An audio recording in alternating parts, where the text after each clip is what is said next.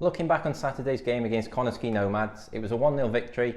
Now, 2 days later, do you feel that the new Saints were full value for the 3 points? Yeah, I do. We watched the game back as we do and put together a debrief and go through it with the players today. And there were certainly areas that we needed to improve on in that performance, but there were plenty of positives as well. And we put the clips together, and I think looking back at that and looking at the debrief as well, yeah, I think we were value for money. I thought it was a really tight opening. They probably started better than us early on in the game. Then I think once we got into our rhythm and got able to get on the ball and pass it like we normally did, I think especially at the start of the second half and then after we scored, we dominated the ball and created the best chances by far. Having said that though, when it's only 1-0 against a really good set play side, which they are, there's always a chance that they might get back into the game.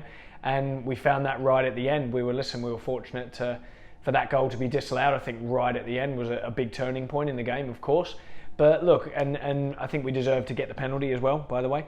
But yeah, look, listen, all in all, I think we did deserve the points in that game and deserve the 3 points. And the first time that we've won away from home there, I think, in over maybe 2 years or 2 seasons. So it was a big one for us to get that win, and we're really pleased we got it. With 8 games played, we're now a quarter of the way through the JD Cymru Premier season. Before the season began and you were setting your targets, what were you hoping for from those 8 games? Are you above expectations, below, or about on track?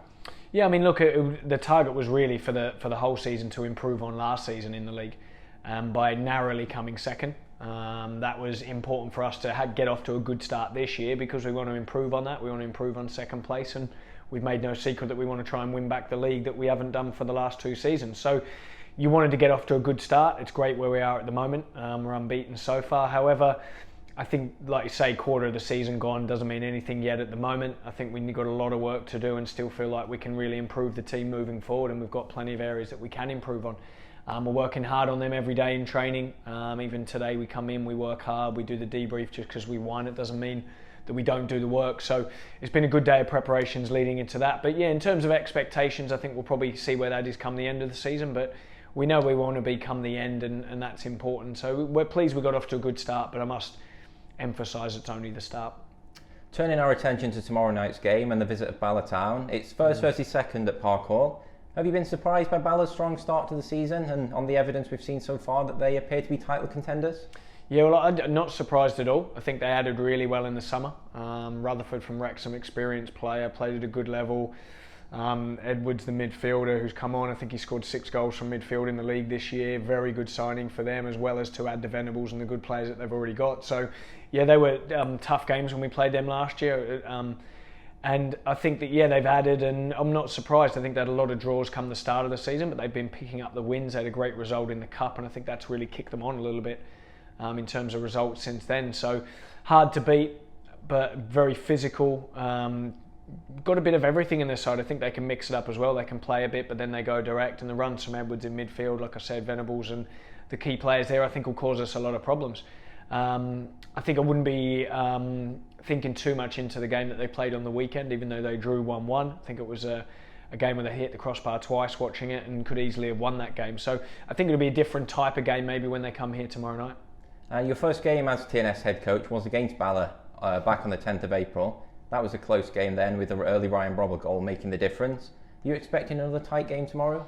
Yeah, it really was. Yeah, it felt like a long time ago, that game, to be fair. It feels like forever, but that was 1-0, you're right, and they had a couple of chances in there too. Venables had a couple of chances. I think he flushed 2 across the face of goal, and really hard game that was. I remember it well, my first game, as you say. So, yeah, I think it will be tight. I think it'll be about whether we can deal with their threats, maybe the longer ball, the aerial ball and the runs from midfield, and then be able to implement our stamp on the game. We've played well at home in recent weeks, and we want to be able to pass and play through the thirds. And I think if we can get our passing game right, like we did second half on the weekend, then that'll be able to ease the pressure of defending if we've got the ball and create more chances going the other way.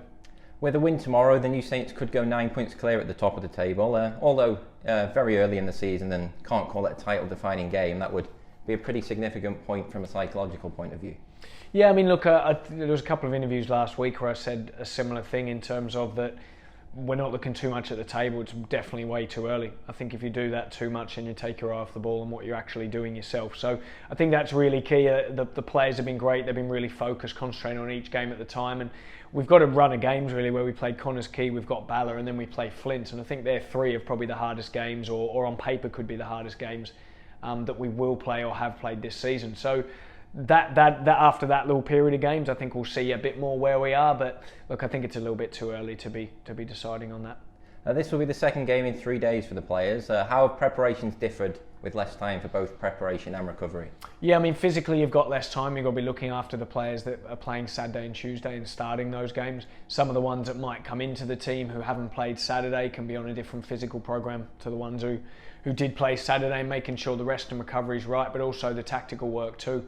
We've watched a lot of Bala, we've seen a lot of them, so feel like we're nice and prepared with their strengths and their areas that we feel like we can exploit with them. So yeah, it's been a good week so far. I've only had a couple of days to prepare, but yeah, we're looking forward to the game tomorrow. And finally, Anthony, what are things looking like in terms of injuries and availability for tomorrow night's game? Yeah, well, of course we're going to be missing Keston, who got sent off on the weekend, unfortunately for him. So he'll be out. He won't be able to play. But apart from that, there's one or two coming back from injury. Leo Smith, Blaine Hudson, so that might be able to help us out and get a side out where we can make a couple of changes and freshen things up.